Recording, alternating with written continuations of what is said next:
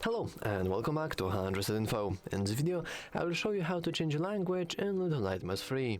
Let's begin!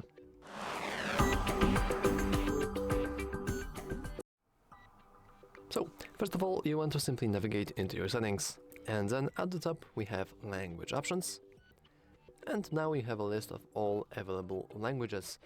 It is very possible that the list will be expanded further after release, and it's worth noting that I'm recording 1 week after the game released, so not every language is there yet. But if you want to change to, for example, Espanol, you can do that, and we can go back into language settings and change to something else. By default, you have English as your base language. And that's all for this video. If you found it useful, make sure to leave a like, subscribe, and as always, thanks for watching. See you next time.